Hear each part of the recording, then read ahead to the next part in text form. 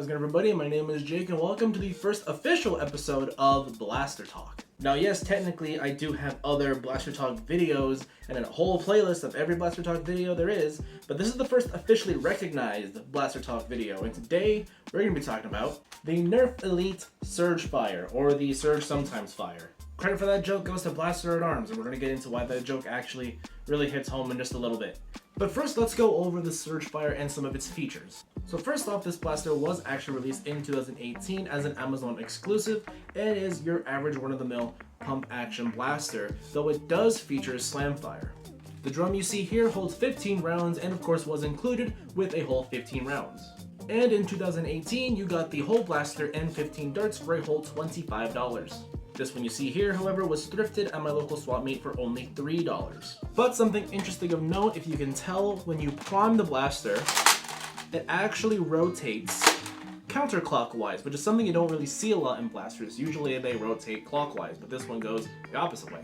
With this included drum, I think it actually makes the Surgefire a very good scavenger blaster, where instead of having to reload from the pocket, you can just scavenge darts, throw them in, and keep fighting. The drum itself is actually removable as well, though I don't think in the heat of battle you'd be swapping the drum. It'd be much more effective to, as I said, just throw darts in and keep firing. Keeping on the topic of the drum, I also want to mention that a huge missed opportunity by the community is to give this thing different drums.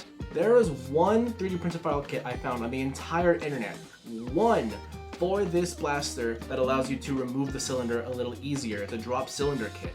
But as far as replacement cylinders go, there just are none, and I feel like that's a huge missed opportunity. Especially with all the ammo types we have now. There's Ultra, N1, you could make inline clips, maybe even Mega. You could make a mini Roto Fury out of the Surgefire. My hope with this video is that it reaches enough people to try to inspire you to do something with your Surgefire if you have one, because I think this is actually a very underrated blaster, and maybe even overhated.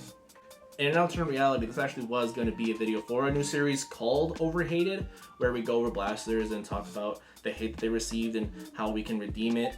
But it ended up just being Blaster Talk in disguise, so this is a Blaster Talk video now. There is no new series.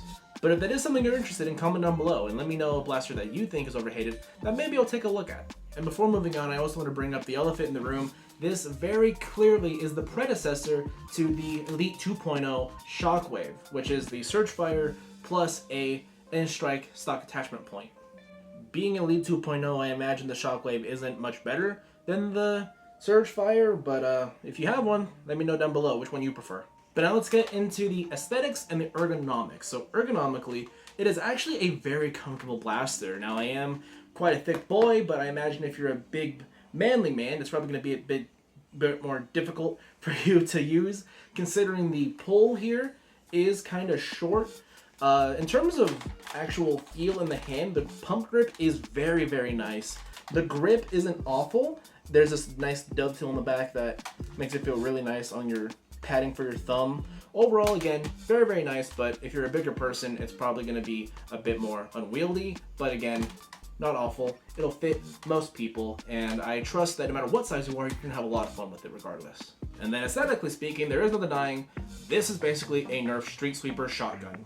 And as I referenced earlier, the Surgefire bears an uncanny resemblance to the Mega Roto Fury. Now, of course, it's not one-to-one because the Roto Fury is firing a much larger projectile. This only has to fire elite darts. But if you want to make that comparison, it's totally valid. And if you're familiar with Elite blasters, you'll probably know that a lot of Elite blasters seem to have this sort of digital camo on them that blends in with the shell. This one has a blue tiger stripe camo, which is something that Hasbro was playing around with a lot at the time that this was around.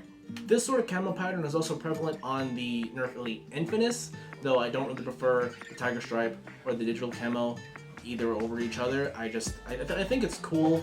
But I would rather them paint the blaster, because as you can see, we have the Infinus and the NERF logo, and then they were so close to getting it right on the opposite side. We got Surgefire painted in, no NERF Elite logo, just all the precautions and whatnot.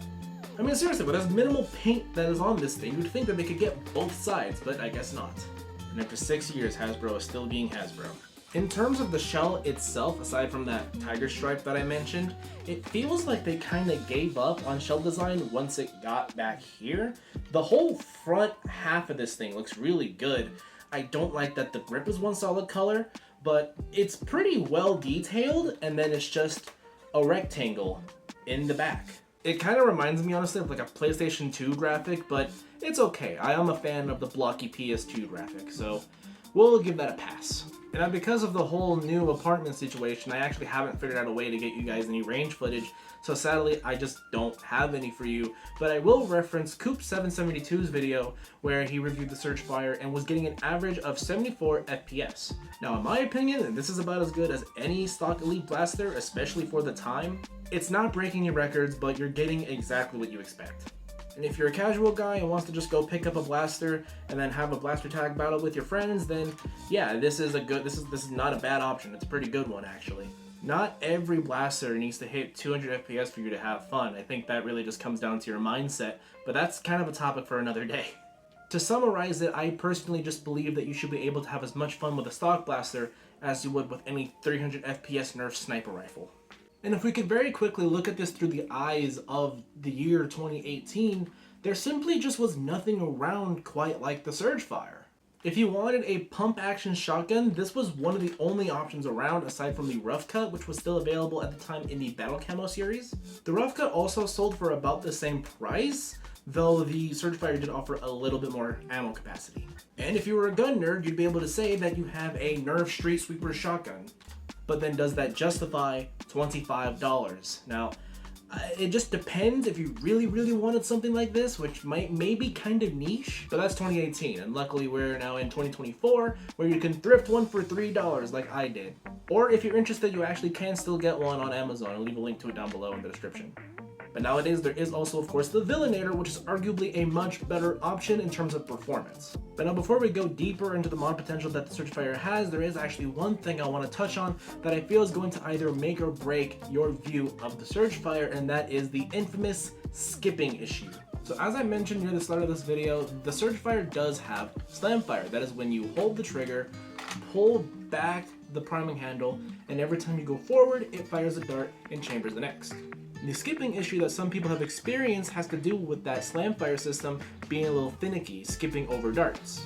But now I have also heard from people saying that they had no skipping issue whatsoever, that if your blaster is skipping darts, you probably just got a lemon. A lemon is when your blaster comes in sort of defective. If you follow the Foam Battalion on Instagram, which I highly encourage you do, you probably would have seen that I fired 200 rounds out of this Surgefire.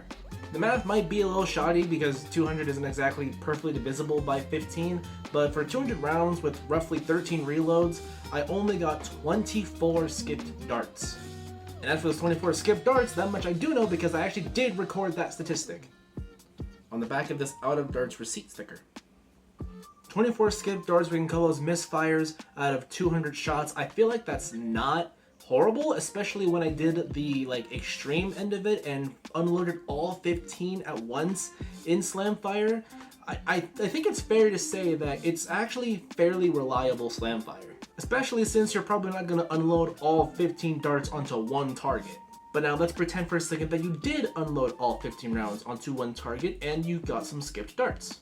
On a blaster like the Surgefire, it's not exactly a problem because it's a front-loading drum. You can just put more darts in, and if anything, that's actually less reloading you have to do because the darts are already in there. What's worse than skipped darts in a blaster like this are jams, and I only got one jam in 200 darts. Now, all this information was taken doing just a dumb experiment, and I wanted to share my information with you. I'm sure there's a much better way to get better information, but I think this is some important stuff to note.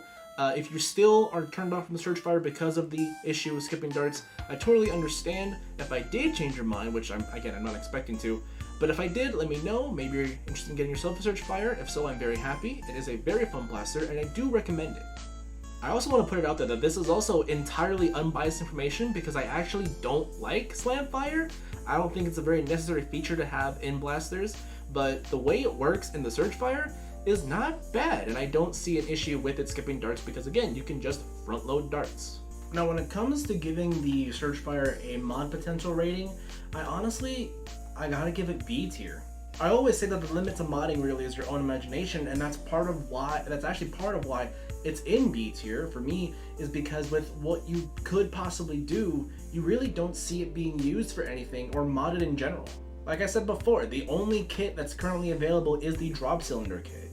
There are no replacement drums, there are no replacement pump grips. Forgetting about the possibility of any 3D printed kit, there are actually some really simple mods, one of which being just snipping out the dart posts in the cylinder, because then you can fire short darts. You could even take it a step further and fully replace the barrel material in the drum so that you have a tighter fit on the dart.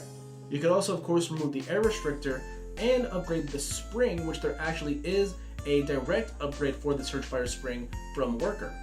In the end, I feel the Surgefire is a neat little project blaster, and there is a world of possibilities when it comes to the 3D printing aspect of the hobby and what it can do for the Surgefire. I don't have a Surgefire, not anymore. I should get another Surgefire. But anyway, you guys, I think that's enough for me. Give me your opinions on the Surgefire, what you think of it, if you've modeled one yourself. It feels like it's been a long time since I've been able to get a video out this early, so I am very hopeful of getting another one out this month. And if you want to stick around for when that video drops, make sure you hit the subscribe button and hit the bell notifications to be notified for when I make more content, because doing so does encourage me to make more content. And of course, if you did like the video, make sure to leave a like, and I'll see you guys next time. Ooh, my toes itching like a bitch.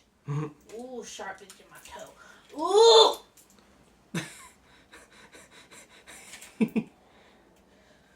God! Oh my god, oh my god. Your face.